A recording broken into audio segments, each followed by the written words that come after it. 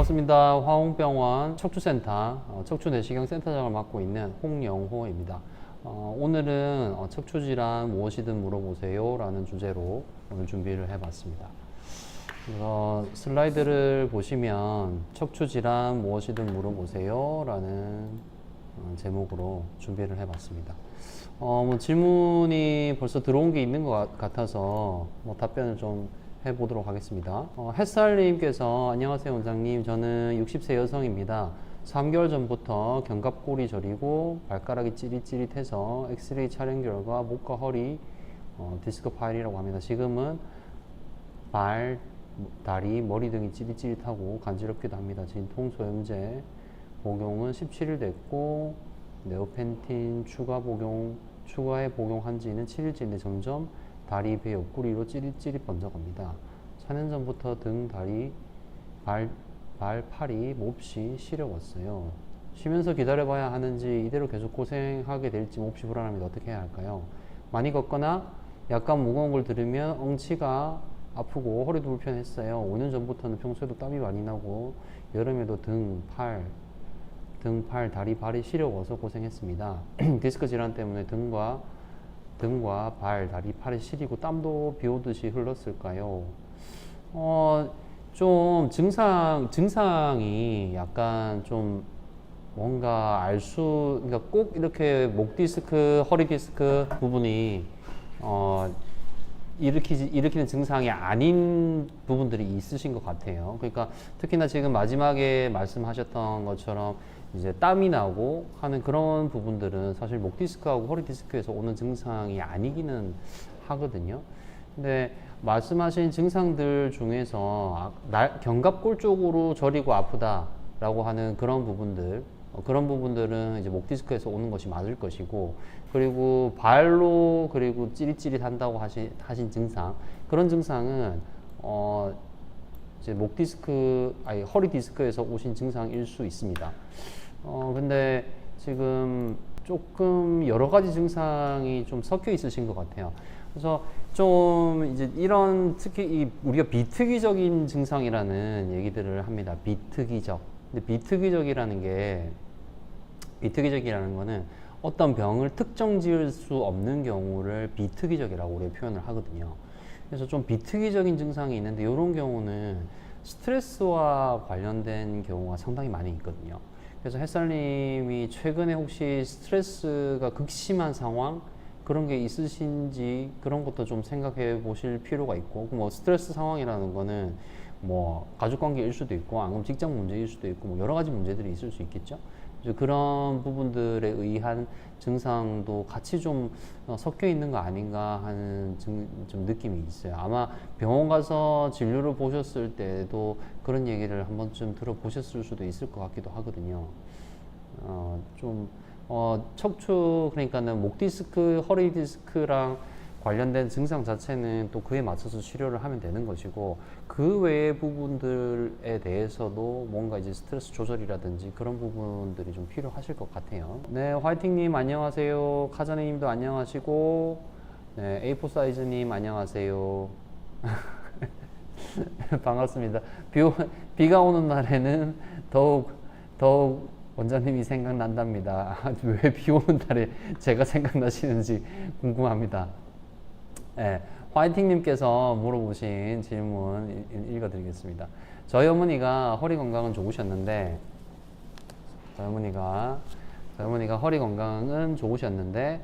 이젠 연세가 있으시다 보니 허리가 불편하다고 하십니다. 오래 걷기 힘들다고 매일같이 나가시던 나들이도 안 나가신 지 2달 정도 됐습니다. 협착증 치료 받을 수 있게 병원에 한번 모시고 가볼 생각인데 치료 받으면 나을 수 있겠죠? 연세가 있으시다고 했는데 어느 정도 연세가 이제 있으신 걸 얘기하신지는 잘 모르겠지만, 근데 보통 요즘에는 이제 연세가 좀 있다라고 얘기하면은 70대 초반은 아닌 경우가 많습니다. 왜냐면 70대 초반은 워낙 쌩쌩하신 분들이 많고, 보통 이제 이거는 전 세계적인 추세인데 우리가 초고령이라는 단어를 쓰잖아요. 초고령. 고령보다도 더 높은 초고령이라는 이제 단어를 씁니다. 전 세계적으로 이 초고령이라는 단어의 정의가 없어요. 몇 살부터 초고령이다라는 그런 정의가 딱 정해져 있지가 않습니다. 근데 의사들끼리 얘기할 때 지금 현재 이 시점, 이제 현대사회 이 시점에서 초고령이라고 하는 나이는 보통 80세를 기준으로 하고 있습니다. 80세가 넘어가면 뭐 검사라든지 여러 가지 상에서 특별한 부분이 없다고 하더라도 우리가 뭐 수술을 해야 된다라든지 뭔가를 환자한테 치료를 하고자 할 때 좀 조심해야 된다. 예상치 못한 일이 벌어질 수 있다라고 하는 나이가 뭐 초고령이긴 하거든요.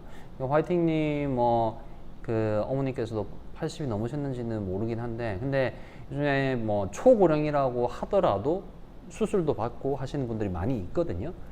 그거는 물론 이제 수술 전 검사들을 통해 가지고 환자분이 가지고 있는 뭐 질병들의 상태가 어느 정도 되는지, 그 다음에 뭐 수술을 한다라고 했을 때 수술이 이제 시간이 얼마나 걸릴지, 그리고 뭐 절개가 얼마나 커야 될지, 뭐 협착증이라고 하더라도 뭐 제가 뭐 비욘디에서 뭐 여러 번 말씀드리고 있지만 엄청나게 큰 수술보다는 요즘 같은 경우는 딱 범위 되는 부위만 딱 골라서 그 부분만 간단하게 수술하고, 그리고 회복도 빠르게, 그리고 빨리 걸어 다니시고 집에 빨리 가시고, 이런 식의 치료들을 하고 있죠.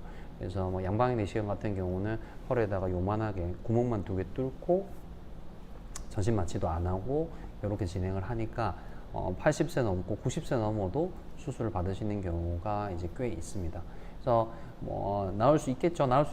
저도 나을 수 있기를 이제 바라고, 병원 가보시면 생각보다 크지 않은 치료로 어머님께서 힘들어 하시는 부분을 좀 호전할 수 있는 방법이 있을 수 있으니까 병원에 꼭 내원하셔가지고 정확한 진단을 받아보시기를 권합니다. 네. 그리고 네, 반갑습니다. 네, 오영도님 반갑습니다. 네, 응원합니다님, 도롱뇽님 반갑습니다. 나건혜님, 네, 안녕하세요. 만복이님도 안녕하세요. 네, 나는야 팔로. 네, 팔로님 안녕하세요. 네, 나건혜님께서 50대 초반 남성입니다. 경주에 사시고, 네, 큰 집이, 저는 경주에 큰 집이 있습니다. 제가 허리가 아프고 다리까지 자주 저려서 힘듭니다. 약만으로는 차도가 없네요. MRI를 찍어야 되는지 모르겠습니다. 보통 이제 MRI를 찍는 기준이라는 게 있습니다. 물론 그게 뭐 절대적인 기준인 건 아니지만, 뭐 검사야 환자의 정보가 많아지는 거니까, 검사는 많이 검사 정보가 많이 있으면은 당연히 더 정확하게 진단할 수 있고 좋겠죠. 그렇긴 한데 이제 MRI는 뭐 다 아시다시피 MRI라는 검사 자체가 뭐 워낙 이제 고가의 검사이죠. 그래서 무조건 다 MRI를 찍지 않죠. 뭐 MRI가 뭐 너무너무 싼 검사고 하면 이제 뭐 좀 더 편하게 검사를 할 수 있겠지만 그렇지 않다라는 말씀이고, 말씀드리는 거고. 그런데 이 허리가 아프다, 그냥 단순 요통이다라고 했을 때, 그때 뭐 요통도 뭐 조금 아프다 하실 수도 있고, 뭐 극심하게 아프다 하실 수도 있는데, 뭐 엄청나게 이제 극심한 통증, 며칠 안 됐다고 하더라도 환자가 거의 뭐 거동을 못할 정도로, 그 정도로 극심하게 아플 때는 우리가 뭐 디스크가 파열됐는지, 안 그러면 골절이 됐는지 이런 부분들을 보기 위해서 MRI를 촬영을 합니다. 근데 그 정도의 극심한 통증보다는 뭐 허리 통증이라는 게 뭐 일상생활을 할 수 있는데 꽤 불편하다, 많이 아픈 건 아니지만은 그런 통증이 뭐 한 달 이상 지속되고 있다, 이런 식으로 해서 오시는 분들이 사실 더 많죠. 근데 그 통증이 지속되는 기간이라는 게 있습니다. 우리가 뭐 허리뿐만 아니라 뭐 허리가 아프든 목이 아프든, 안 그러면 뭐 팔이 아프든 어디가 아프든지 간에 뭐 사람들이 아프다고 했을 때 바로 병원에 뛰어가지 않죠. 저도 아파도 바로 병원에 가지 않습니다. 병원에 근무를 하고 있지만 좀 아프다라고 해서 바로 진료를 보고 이게 뭔가 문제가 있다 이렇게 생각하지 않는다는 거죠. 근데 누구나 다 알고 있습니다. 어느 정도 통증이 계속해서 지속이 되면 이건 뭔가 좀 이상해, 병원에 가봐야 되겠어 라고 생각을 한다는 거죠. 그래서 뭐 3, 4일 전에 좀 삐끗했어요. 그러고 나서 허리가 좀 아파요. 이런 경우에 MRI 찍지 않죠. 근데 통증이 좀 꽤 심한 통증이 2주 이상 지속되고 있다, 이러는 경우에는 뭔가 구조적인 문제가 있으실 수 있을 것 같습니다. 한 달 이상 지속되고 뭐 이런 식으로 통증이 지속되고 있는 기간이 길 때는 뭔가 구조적인 문제, 그러니까 뭐 허리 같은 경우에 대표적으로 디스크 협착증 그리고 전방전이증 이런 병들이 있죠. 그런 병들이 있어서 이제 통증이 지속되고 있는 걸 가능성을 확인을 하는 거죠. 그래서 나그네님께서도 지금 말씀하시는 뉘앙스로 봤을 때는 좀 오랫동안 아프신 것 같거든요. 예, MRI를 찍어 보시는 게 좋죠. 그리고 많이들 오해를 하시는 게 방송에서 아무리 얘기해도 소용이 없습니다. MRI를 찍자고 하면 그 MRI를 찍자는 말이 곧 수술을 하자는 말이라고 이제 오해를 하시는 분이 있습니다. 그렇지 않습니다. MRI는 검사를 하는 거지 수술을 하느냐 안 하느냐의 결정은 그 MRI, 엑스레이 검사하고 그리고 MRI 검사하고 뭐 필요하면 CT도 찍고 이런 검사들 그리고 정밀 검사까지 해가지고 그리고 수술을 해야 될지 안 해도 될지를 결정을 하는 것이지 MRI를 검사합시다 라는 말 자체가 곧 수술을 합시다 라고 오해는 안 하셔도 됩니다. 이거는 너무 겁내지 마시고 나그네님 병원에 가셔서 조금 오랫동안 아프고 계신 것 같은데 정밀 진단 좀 받아보셨으면 좋겠습니다. 일단 행복한 하루님께서 제가 척추질환으로 검사를 받아야 하는데요. 의사 선생님이 엑스레이부터 CT, MRI까지 찍자고 하십니다. 그런데 비용이 만만치 않은데요. MRI만 찍으면 안 될까요? 근데 행복한 하루님 아마 이제 엑스레이 검사, CT 검사, MRI 검사 이 세 개를 우리가 수술 전에 반드시 확인을 하거든요. 근데 MRI 엑스레이하고 이제 MRI는 이제 정확한 진단을 위해서 반드시 필요합니다. 이 세 개의 검사는 볼 수 있는 게 다른데 CT 같은 경우에는 수술을 결정한 다음에 이제 수술 직전에 촬영을 하는 경우도 많고요. 근데 물론 CT도 뭐 수술 여부와 관계없이 반드시 찍어야 되는 경우가 있겠죠. 어쨌든 병원에 지금 세 개의 검사를 이제 권유를 받으셨는데 이 세 가지 검사 중에서 비용이 가장 많이 드는 검사는 MRI입니다. 그래서 엑스레이 검사는 진짜 비용이 얼마 안 들고 뭐 만 몇천 원인 걸로 제가 알고 있거든요. 근데 CT 검사도 아마 뭐 10만 원 전후 정도의 금액으로 제가 알고 있습니다. 그래서 뭐 권유를 받으셨다면은 검사를 다 해보시는 게 더 바람직하다고 저는 생각을 하고요. 뭐 굳이 뭘 꼭 빼고 싶다라고 하시면은 CT는 뺀다고 하더라도 엑스레이는 반드시 필요합니다. 엑스레이 검사와 MRI 검사는 꼭 필요하지 않을까라고 생각을 합니다. 네. A4 사이즈님께서 비만 오면 허리가 아파서요. 저는 비가 오면 손가락이 저립니다. 오른쪽 엄지손가락이 저리거든요. 근데 이게 뭔가 굉장히 의학적으로 증명된 내용은 없는데 옛날에 왜 바이오리듬 이런 얘기하면 너무 나이 먹은 그러니까 뭐 요즘에 뭐 이제 MG라고 하죠. 그런 친구들이 바이오리듬이라는 단어 자체를 모를 텐데 어쨌든 그런 것처럼 뭔가 사람의 컨디션은 날씨의 영향을 받습니다. 이게 논문으로 나와 있고 증명된 얘기는 아니긴 합니다. 근데 뭐 의사들끼리 얘기를 해도 확실히 비가 오는 날에 외래에 오시는 환자분들의 컨디션이 전반적으로 좀 좋지 않다라는 얘기들을 많이 하거든요. 저도 진료를 보면서 이제 예약돼서 이제 재진료 오시는 분들이 많이 있잖아요. 비 오는 날에 오셨을 때는 그날 컨디션이 좀 안 좋다는 얘기를 하세요. 옛날에도 왜 그런 얘기 있지 않습니까?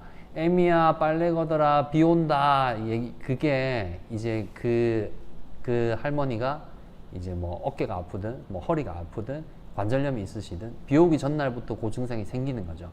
그래서 비가 오면 이제 전반적으로 컨디션이 떨어지는 거는 저도 맞다고 생각을 하고 기존에 아프던 자리가 이 날씨의 영향을 받는 거는 맞는 것 같습니다. 그리고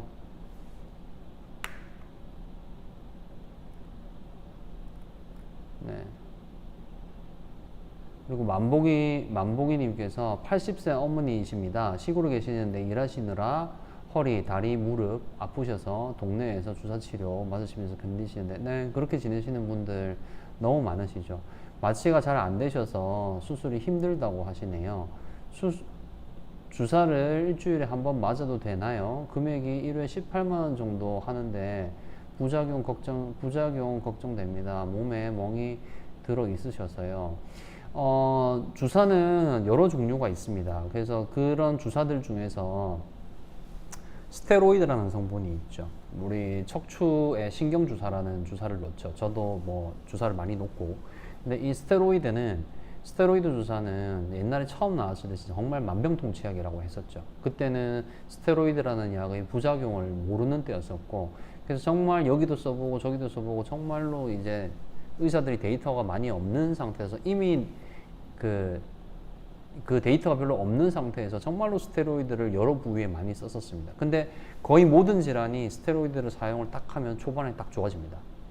증상 호전이 보이는 거죠. 근데 이걸 지속적으로 쓰게 됐을 때는 여러 가지 이 스테로이드 관련된 부작용이 생길 수 있습니다. 그래서 척추에 이제 허리에 많이 놓죠. 목에도 많이 놓고, 이 척추의 신경주사 같은 경우는 스테로이드가 들어있는 신경주사를 맞을 때는 횟수 제한을 보통 합니다. 저 같은 경우는 이제 뭐 이 주사를 일주일 간격으로 놓는 선생님들이 있고 2주일 간격을 좋아하는 선생님들도 많이 있습니다. 저는 2주 간격으로 주사 놓는 걸 더 좋아하는 편입니다.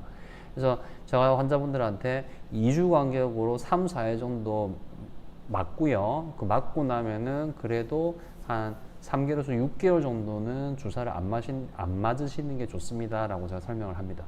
그러면 이제 그 기간 동안에는 뭐 물리치료, 도수치료 또는 뭐 충격파, 그리고 먹는 약, 이런 치료들로 또 환자분이 힘들어할 때는 이제 그런 치료를 또 병행을 하기도 하고요. 근데 이제 척추의 신경주사를 3, 4회를 맞았는데도 이제 허리에서 또는 목에서 오는 그 신경이 눌려서 생기는 통증이 너무 극심하다. 그리고 그게 수술을 통해서 증상을 호전시킬 수 있는 상태다 라고 하면 차라리 수술을 하는 경우도 많이 있습니다. 근데 지금 만복이님 어머님께서는 일단 허리가 아프시고 다리 아프시고 무릎 아프시다. 근데 허리, 다리, 무릎 이 세 가지가 전부 다 허리에서 오는 거일 수도 있고요. 근데 그 무릎은 또 무릎의 문제일 수도 있겠죠. 그래서 일단 지금 시골에 있는 이제 통증 의원들 같은 데서 이제 주사를 맞으시는 것 같은데 정확한 진단이 우선돼야 된다라고 말씀드리고 싶습니다. 뭐 벌써 진단을 뭐 받으셨을 수도 있겠죠. 근데 일단 뭐 조금 규모 있는 병원에 가셔서 정확하게 진단 받으시고, 그리고 80세라고 하셨는데 제가 방금도 말씀드렸지만 수술할 수 있는 경우 많이 있습니다. 그런 경우 그렇게 하고 나서 또 되게 굉장히 만족하고 하시는 분들도 있고요. 그래서 계속해서 그렇게 일주일에 18만 원씩 계속 주사 비용이 나간다. 이거 굉장히 이제 부담스러운 금액이죠. 그래서 뭔가 근본적인 원인에 대해서 이제 잘 치료를 할 수 있고 어머님께 엄청나게 큰 신체적, 정신적 스트레스를 주지 않고 치료를 할 수 있다라면 치료를 하는 게 더 좋을 수도 있다는 거죠. 그렇게 한번 시도해 보시면 좋을 것 같습니다. 팔로님께서 좋은 강의 감사드립니다. 아유, 뭐 좋다고 해주셔서 감사드립니다. 네. 그리고 이상한 나라 앨리스님께서 안녕하세요. 저는 21년도쯤에 쓰러져서 일어나지 못하고 응급실 가서 다음날 응급수술을 하고 나니 마미총 증후군 진단도 받았는데 수술 후 계속 발저림이 항상 있고 올해 MRI 찍으니 1번부터 5번까지 전부 디스크가 있다고 합니다. 더 심해졌습니다. 항상 발저림이 있는데 심해진 디스크 때문인지 수술 후유증 때문일지 어떻게 구분할 수 있을까요? 앨리스님 좀 이제 증상이 좀 괴로우실 거라고 예상이 되네요. 마음이 아픕니다. 마미총 증후군은 이제 굉장히 이제 응급 상황에 해당이 되는 이제 상태입니다. 마미총 증후군이라고 하죠. 척추의 이제 구조에서 마미총이라는 부분이 있습니다. 마미총은 말 그대로 말꼬리총이라는 거거든요. 우리 여자분들 이제 포니테일이라고 하죠. 머리 이렇게 묶어서 뒤로 이렇게 내리는, 포니테일이라고 하죠. 이제 말꼬리처럼 이제 묶었다라는 얘기인데, 그 척추 신경이 이제 머리에서 출발을 해서 쭉 내려오게 됩니다. 그러면 척수라고 하는 굵은 신경줄기로 내려오다가 요추 1번, 2번 정도의 높이까지 내려오게 되면 거기에서는 척수신경이 사라지고 전부 다 신경가지로 바뀌게 됩니다. 그 부분을 우리가 마미총이라고 하는데 너무 심하게 눌리게 되면은 이 마미총이 통째로 눌리는 거죠. 그러니까 그 신경관 안에 들어있는 여러 가닥의 신경가지들이 한꺼번에 눌리고 그게 이제 심하게 눌려서 증상이 생기는 상태를 마미총 증후군이라고 합니다. 그러면 대소변 장애가 생기고 뭐 다리에 마비가 생기고 이런 증상들이 생기게 되죠. 응급수술이 필요하고 운 좋게 잘 회복이 되는 경우도 있지만 그렇지 않은 경우도 있습니다.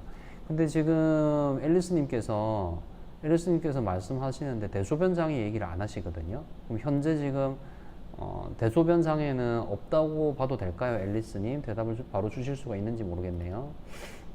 어쨌든 아마도 말씀 안 하신 걸로 봐서는 대소변 장애는 현재 없으신 것 같은데 마미총 증후군을 진단을 받으셨었는데도 지금 대소변 장애가 없다라고 하면 그것만으로도 어떻게 보면 그건 운이 좀 좋은 상태라고 말씀드릴 수 있고요. 발저림은 이제 꼭 마미총 증후군이 아니라고 하더라도 척추 수술을 하고 나서 남는 경우들이 많이 있습니다. 그거는 저와 환자분들의 이해를 좀 돕기 위해서 어떻게 설명을 드리냐면 그게 디스크든 협착증이든 신경이 이제 눌려있는 상태니까 우리가 수술을 하게 되는 거죠. 근데 그 눌려있는 정도가 너무 심해서 신경 전체가 죽는 건 아니지만 신경가지의 일부분이 좀 손상이 되는 거죠. 그래서 수술하고 나서 그게 다 회복이 되면 좋은데 회복이 되지 않는 부분이 있다는 거죠. 그런 경우에 저림이라든지 안 그러면 감각 저하라든지 또는 운동장애라든지 이런 장애가 영구적인 장애가 남게 되는 경우가 있습니다. 근데 앨리스님께서 지금 수술을 21년도에 하시고 그 이후로도 계속 발저림이 있었다고 하셨거든요. 그리고 이번에 올해에 MRI를 찍으셨는데 이제 5군데에 디스크가 있다고 진단을 받으셨고, 근데 아마 5군데라고 하더라도 5군데가 전부 다 엄청나게 심각한 경우는 사실 많지는 않거든요. 뭐 3군데 정도 아주 심각한 경우는 있지만 5개의 뭐 디스크를 진단받았는데 전부 다 수술을 해야 되는 상태입니다. 이런 경우는 사실 좀 드물긴 해요. 그래서 사실 구분을 좀 하기 힘든 경우도 많이 있기는 하고 기존에 계속 증상이 있어 왔으니까. 근데 뭐 주사 치료라든지 이런 거를 해서 좀 구분을 주사 치료를 해서 구분을 할 수 있는 방법도 있긴 합니다. 그러니까 어떤 특정 부위에 주사를 놨을 때 증상이 확 호전이 된다라고 하면 그 부분이 범인이다 이런 식인 거죠. 그래서 그런 방법도 있기는 합니다. 앨리스님 얘기하시던 부분에 대해서 잠깐 올라오는 게 있으면 답변 주셨네요. 네, 변비만 조금 있다고 하셨고 다행입니다. 네, 네 4, 5번이 제일 심하다고 들으셨. 4, 5번 수술하신 건가요, 앨리스님? 예전에 수술하신 게 혹시 4, 5번이실까요? 답변 주십시오. 네. 다음 질문으로 행복한 하루님, 예, MRI로 다 볼 수 없습니다. 방금 제가 말씀드렸지만 엑스레이, CT, MRI는 저희 의사들이 검사를 했을 때 보려고 하는 부분들이 다 조금씩 차이가 나는 검사들입니다. 근데 수술 전에 그러니까 CT 같은 경우는 꼭 필요한 경우가 이제 있긴 하지만 어쨌든 간에 이 3가지 검사는 특징이 다르고 더 비싼 검사가 모든 걸 다 포함하고 있는 게 아니거든요. 엑스레이가 제일 이제 비용이 저렴한 검사이기는 한데 이 MRI 검사에서 보지 못하는 걸 엑스레이 검사에서 볼 수가 있습니다. 그래서 MRI 뭐 많이들 물어보시죠. 진료 볼 때도 많이들 물어보십니다. 네, 그렇게 하시는 게 좋을 것 같습니다. 심장박동기 환자, 팔로님께서 심장박동기 환자는 MRI 찍는데 제한이 있어서 근데 꼭 찍어야 정밀하게 볼 수 있겠지요? 네, 그렇죠. 근데 심장박동기 있으신 분들 아예 못 찍는 건 아니거든요. 근데 이제 검사에 제한이 있는 건 맞습니다. 보통 심장내과가 있는 병원이어야 되고, 왜냐면 이 심장박동기를 제조한 회사가 있겠죠. 그리고 MRI를 찍게 되면은 그 제조한 회사에서 나옵니다. 그렇게 해서 이 심장박동기를 뭐 멈춰도 된다라고 하면 잠깐 멈춰준다든지 이런 식으로 해서 MRI를 찍게 되죠. 근데 보통 이거는 이제 뭐 심장내과가 없는 병원, 척추관절 전문 병원이라고 해도 심장내과가 없는 병원들이 더 많거든요. 그래서 보통 척추관절 전문 병원 가셔가지고 MRI 찍읍시다라고 이제 의사 선생님 처방을 했는데 이제 심장박동기가 있어요 하면 그러면은 이 심장박동기 넣은 병원에 가서 찍어 오세요 하는 경우가 있죠. 심장박동기 있어도 이제 검사는 할 수가 있죠. 말씀하신 것처럼 뭐 검사는 더 자세히 보기 위해서 하는 게 이제 MRI 검사이니까요. 당연히 검사가 있으면 더 자세히 볼 수가 있겠죠. 좀 이게 환자분들이 좀 이제 귀찮기는 하죠. 예. 허리 질문님, 또 질문해도 될까요? 네, 질문하셔도 됩니다. 허리 질문님께서. 예. 전부 다큐님께서 허리 협착을 수술하고 나면 완벽하게 완치되는 걸까요? 주변 동년배 친구들은 허리 수술은 가급적 오랫동안 고민해보라고 해서요. 친구들은 척추에 나사를 박았답니다. 완치, 이 척추도 그렇고 관절 쪽 질환도 그렇고 일종의 하드웨어죠. 이런 쪽 부분들의 치료는 사실 이제 증상이 사라지는 걸 완치라고 하면 완치라고 얘기할 수도 있습니다. 근데 완치라는 개념보다는 증세를 호전시키는 거죠. 우리가 결국에는 통증을 호전시키고 그다음에 심한 경우 마비가 있고 그런 부분들을 호전시키는 게 이 치료의 목적이 될 텐데 환자분들이 이제 당연히 누구나 원하는 건 똑같습니다. 지금 전보다큐님께서 질문해 주신 것처럼 병원 가서 뭐 큰 치료를 받든 뭐 작은 치료를 받든 병원 가서 치료받고 나서 호전이 되고 그게 다시 악화되지 않기를 원하는 거죠. 그렇지만 그건 사실 불가능하다고 제가 말씀드릴 수밖에 없는 게 우리는 살아가야 되죠. 직장도 다녀야 되고 저도 뭐 진료 보고 그 다음에 제가 하는 일이 외래에서 진료를 보든지 안 그러면 수술방에서 수술하든지 시술도 하고 주사도 놓고 하는 일을 제가 하는데 이렇게 일을 하는 것 자체가 몸을 계속 사용을 하는 거죠. 자동차를 타면서 자동차가 계속 새거인 상태로 유지될 수가 없듯이 사람 몸도 마찬가지입니다.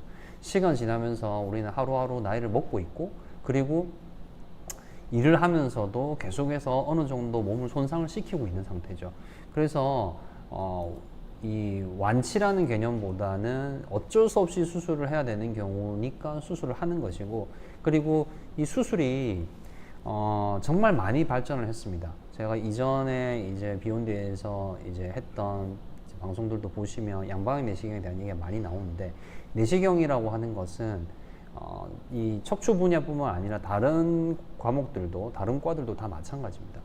어떻게 정상 조직은 손상을 시키지 않으면서 병만 탁 이렇게 제거를 할 수 없을까? 병만 딱 낫게 할 수 없을까라는 게 이제 치료의 목표인 거거든요. 그래서 옛날에는 절개를 이렇게 크게 넣고 수술을 했었죠. 근데 이걸 줄이기 위해서 통을 꽂고 수술하는 시대가 있었고 그리고 현재 시점에서는 내시경이라고 하는 기구를 이용해서 허리에다가 구멍만 뚫고 그 구멍을 통해서 내시경을 넣어서 병만 딱 제거하는 거죠. 그렇다고 하더라도 정상 조직의 손상이 제로는 아니라는 거죠. 정상 조직의 손상이 하나도 없는 건 아니거든요.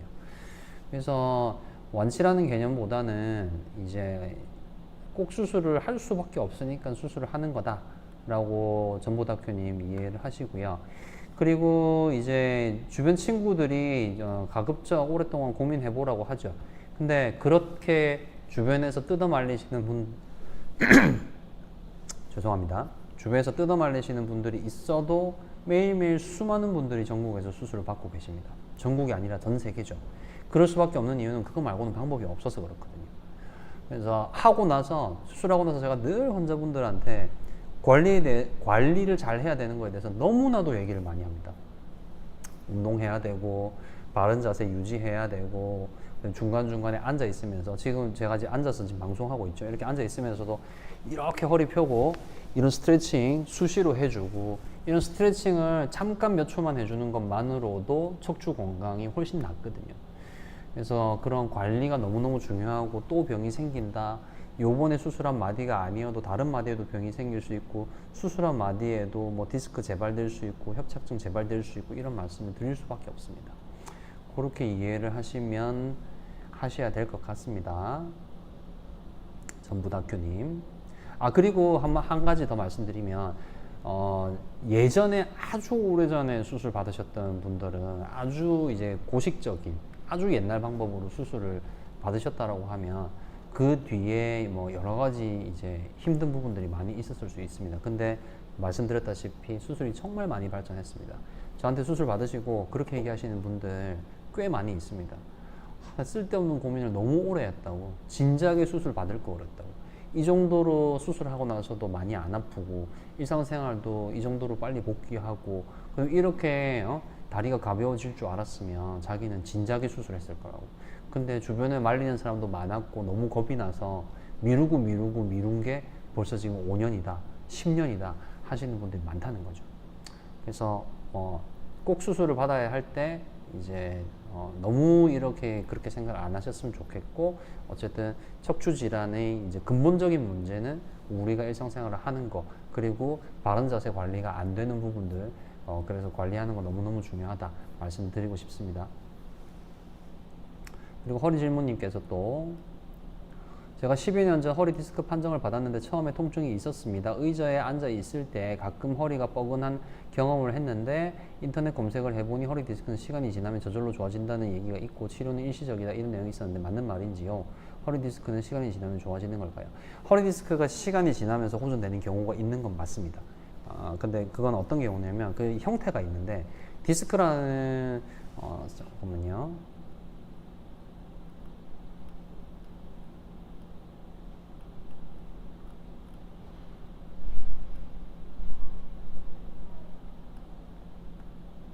여기 보시면 요 사진 보실게요. 사진 이제 보시면 요 부분 제 커서가 같이 보이죠. 이 노란 동그라미 안에 왼쪽은 수직 단면이고 오른쪽은 이제 수평 단면인데요. 이 노란 동그라미 안에 요렇게 있는 요 덩어리 같은 거 있죠. 이 앞에 이제 하얀색 부분, 회색 부분이 척추뼈 몸통인데 몸통 뒤에 붙어서 이렇게 덩어리가 있습니다. 위쪽에는 없죠. 요 아래쪽에도 없고요. 이게 파열된 디스크입니다. 파열돼서 이게 4번 뼈고 5번 뼈인데 4번 뼈, 5번 뼈 사이에서 디스크가 터져서 밑으로 흘러내렸습니다. 사이즈가 굉장히 크고 그 다음에 우측의 수평 단면을 보시면 좌측으로 터진 거거든요. 지금 커서가 있는 이쪽이 이 환자의 몸에서 우측이고 여기가 좌측입니다. 엄청나게 큰 사이즈의 디스크가 중앙보다 좌측으로 치우쳐서 이렇게 튀어나와 있습니다. 이분은 이렇게 되면 눌리는 신경은 요추 5번 신경이 됩니다. 요추 5번 신경은 보통 허벅지 바깥으로 내려가죠.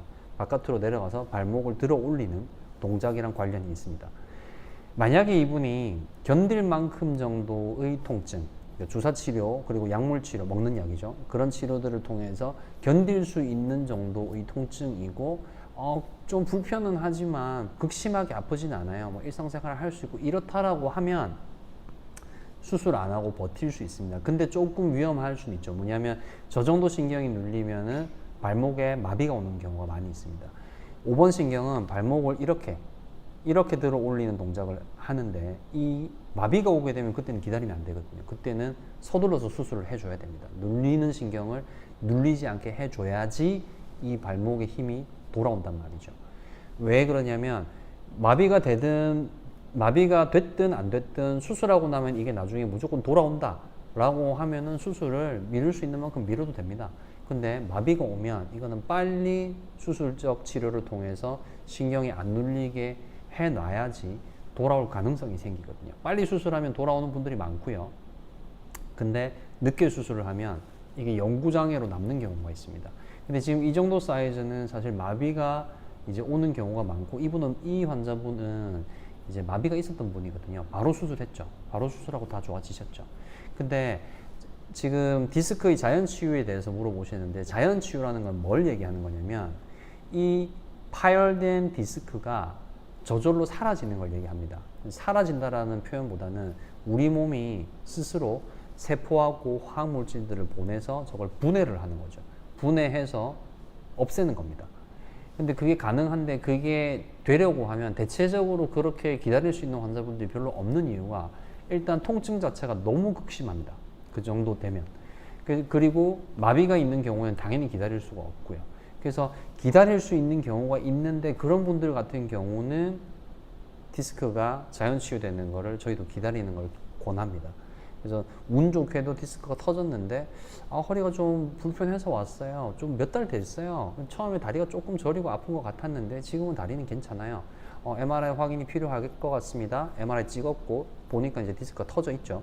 근데 사이즈가 좀 되는데 이 좌측 사진을 보셨을 때 이 연골판 본체에서 완전히 위로 올라가 버리고 완전히 밑으로 내려가 버리고 이러는 경우에, 그리고 본체하고 연결이 끊어졌을 때 그런 경우에는 자연 치유가 됩니다. 그러니까 분해해서 흡수를 한다는 거죠. 물론 100% 되는 것은 아니지만 이제 그게 잘 되는 형태가 있다라고 제가 말씀드린 부분이고, 그런 경우에는 우리가 수술하지 않고 먹는 약 정도 좀 먹고 그리고 기다립니다. 그리고 뭐 한 6개월 정도 있다가 MR 다시 찍어보죠. 그럼 사이즈가 좀 줄어 있는 경우가 있죠. 그런 경우는 이제 1년, 2년 정도에 걸쳐 가지고 파열된 디스크가 다 분해돼서 사라지는 거죠. 그런 경우가 있습니다. 자연 치유가 될 수 있습니다. 근데 방금 제가 말씀드린 것처럼 그걸 기다리기에는 통증의 정도가 너무 극심하고 그래서 일상생활도 안 되고 직장생활도 할 수가 없고 수술 받는 수밖에 없는 거죠. 예. 그런 분들이 사실 더 많은 게 뭐 더 현실이죠. 그리고 디스크는 그렇게 시간 지나면서 자연 흡수되는 경우도 있다. 근데 또 시간 지나면서 또 더 악화되는 경우도 있죠.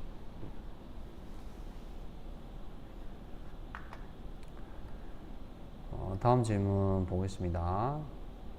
네, 한송이님 안녕하세요. 네, 앨리스님 답변 주셨고, 네, 4, 5번이었던 것 같습니다. 4, 5번 수술이었던 것 같습니다. 뒤에 뼈를 통째로 드러냈던데요. 용어가 잘 생각이 안 나는데 사진에 감자탕 뼈 같은 걸 꺼내셨습니다. 뒤에 감압을 하셨던 것 같아요. 후궁절제술 맞죠? 감압. 후궁절제술, 후궁감압술이라고 합니다. 네, 후궁절제술 받으셨어요. 어쨌든 뭐 수술할 만큼의 상태이신지 아닌지는 조금 애매하긴 하거든요, 앨리스님. 네. 앨리스님께서 앨리스님 하셨던 얘기 좀 정리하고 넘어가겠습니다. 수술하고 나니 왼쪽 종아리가 뼈만 남아 다리가 짝짝이인데 종아리 근육이 하루아침에 갑자기 다 빠진 것도 마미총등, 아마 그럴 것 같아요. 마미총 증후군이 오면은 운동마비가 같이 오시는 경우가 있거든요. 그거는 이제 근육이 빠지는 거는 운동마비가 있는 상태이고, 그게 이제 마미총 증후군에서 동반되는 경우가 많이 있습니다. 그거 마미총 증후군 때문에 맞습니다, 앨리스님. 현재 지금 불편해 하시는 그 저림 때문에 수술을 또 해야 되는 상태인지는 사실 제가 뭐 최근에 찍으셨다라고는 MRI 보지는 못해서 답변을 못 드리는데, 근데 그 수술한 이후부터 지금까지 증상의 변화가 쭉 없는 상태라고 하면 아마 수술을 또 해야 되는 상태는 아닐 가능성이 좀 더 높을 것 같습니다. 벌써 시간이 이렇게 됐네요. 질문들 일단 올라온 거는 빨리 제가 답변을 다 드려야 되니까요. 네. 앨리스님 마음이 아픕니다. 제가 그래도 제가 불행 중 다행이라고 하죠. 불행 중 다행. 제가 말씀드렸듯이 대소변 장애가 남지 않으신 것만 해도 진짜 다행이라고 생각을 하시면 뭐 긍정적으로 생각을 해보자는 뭐 그런 의미인 거죠. 그래도 뭐 불편한 건 불편한 건데, 네. 그렇게 생각하실 수 있으면 좋겠습니다. 진짜 그 대소변 장애 남아서 그렇게 평생 기저귀 차고 사시는 분들 좀 있거든요.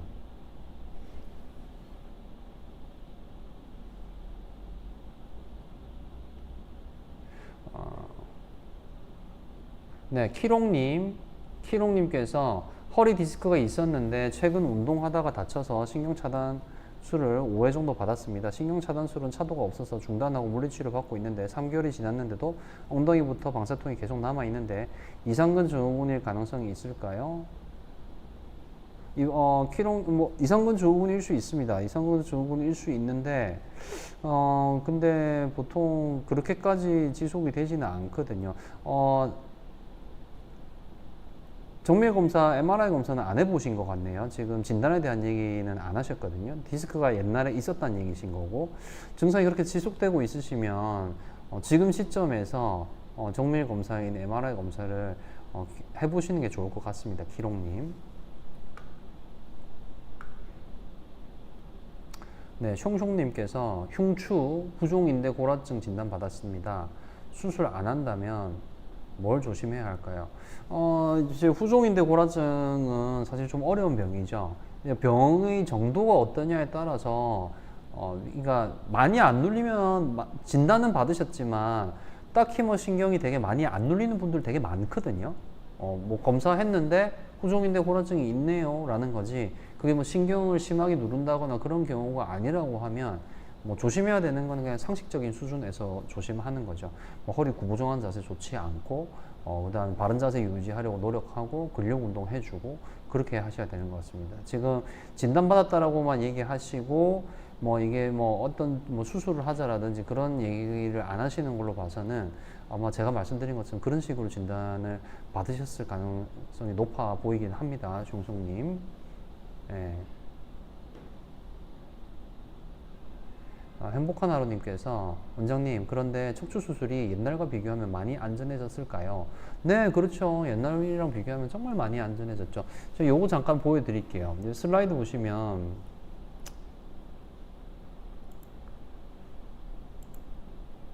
이 지금 이거 제가 양방향 내시경으로 척추 수술, 그러니까 협착증 수술 하는 거거든요. 양방향 내시경인데 수술의 발전이라는 부분에 있어서는 두 가지 큰 축이 있습니다. 하나가 방금 제가 좀 전에 말씀드렸던 정상 조직을 손상을 안 시키고 싶다. 그걸 우리가 미세 침습이라는 표현을 하거든요. 그러니까 정상 조직은 최대한 손상을 줄이고 병만 딱 제거하고 싶다. 그게 큰 축 중에 하나이고, 그리고 나머지 큰 축은 뭐냐면 시야입니다. 시야. 옛날에 돋보기라든지 이런 게 아예 없던 시절, 그런 게 없던 시절은 맨눈으로 보고 이제 수술을 했겠죠. 그냥 맨눈으로. 근데 이제 이 유리로 돋보기 같은 걸 만들면서 이제 이 외과 계열에서는 우리 룹배라고 합니다. 눈에 쓰는 이런 돋보기 안경이 있습니다. 수술할 때 쓰는. 그 룹배를 쓰고 수술했습니다. 룹배는 지금도 씁니다. 엄청나게 확대를 많이 하는 게 무조건 좋은 건 아니거든요. 룹배로 충분한 경우에는 룹배 쓰고 수술하는 과들이 아직도 많이 있습니다. 근데 룹배를 끼니까 이제 좀 더 크게 확대돼서 보였겠죠. 그리고 이게 이제 더 발전을 하게 되고, 이제 우리 이 DSLR이라고 하죠. 카메라 엄청나게 좋아지듯이 수술할 때 쓰는 우리가 그 미세현미경이라고 하는 엄청나게 큰 장비가 있습니다. 이거는 망원경처럼 수술을 이 수술 부위를 쫙 당겨서 확대를 엄청나게 해놓고 이제 사용하는 장비인데, 이 미세현미경이 나온 게 이제 70년대였었는데 그때 이 미세현미경이 나왔을 때 엄청난 혁신이었습니다. 그런데 이제는 지금 보시는 것처럼 이건 양방향 내시경으로 수술하고 있는 장면입니다. 양방향 내시경으로 수술을 하는 시야와 미세현미경으로 수술하는 시야는 차이가 많이 납니다. 장비는 미세현미경이 훨씬 더 비싸지만 지금 이 광학 기술이 어마어마하게 발전을 하고 있고, 그런 것들이 이런 수술이라든지 각종 분야에 빠르게 도입이 되거든요. 그래서 이 수술 시야가 내시경을 통해서 엄청나게 발전했고, 지금 보시면 이게 지금 뜯어낸 게 이제 협착증에서 이제 황색인대인데,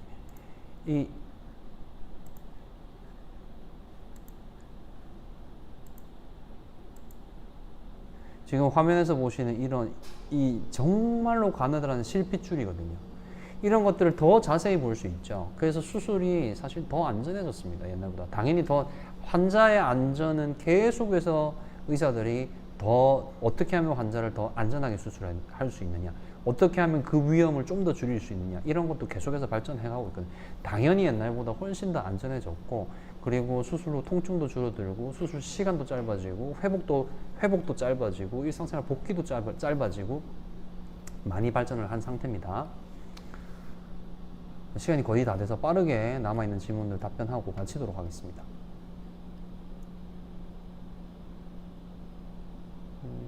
옛날과 비교하면 많이 안전해졌고요. 행복한 하루님, 척추 이상이 있어 수술할 때 저 같은 경우는 1년에 절개해서 수술하는 경우가 그렇게 많지 않습니다. 물론 꼭 절개해야 되는 경우가 있다. 꼭 절개해서 수술해야 되는 경우는 분명히 있습니다. 그렇지만 비율이 그렇다는 거죠.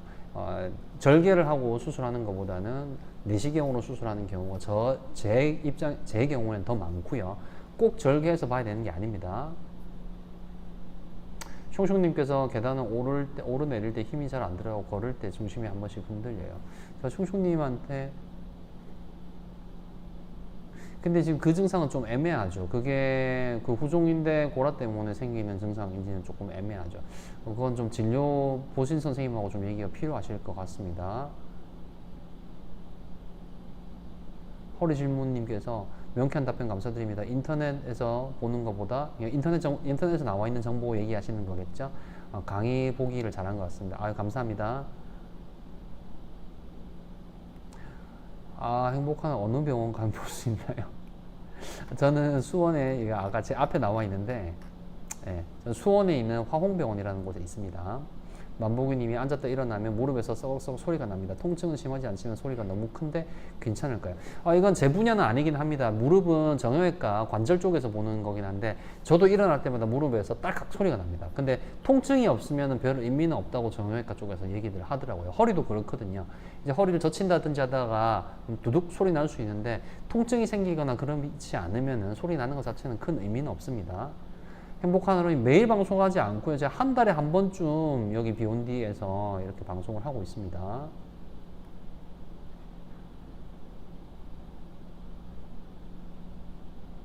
숑숑님 많이 누려서 수술 불가 진단을 받았다고 하셨네요.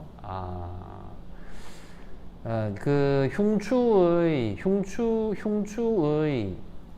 후종인대 고라증은 뒤쪽으로 못 가는 경우에 앞쪽으로 들어가야 되는데 이거는 대학병원 중에서도 우리나라에서 가장 크다고 하는 병원들 여러 군데를 가보시면 혹시 수술이 되시는 데도 있을 수 있거든요.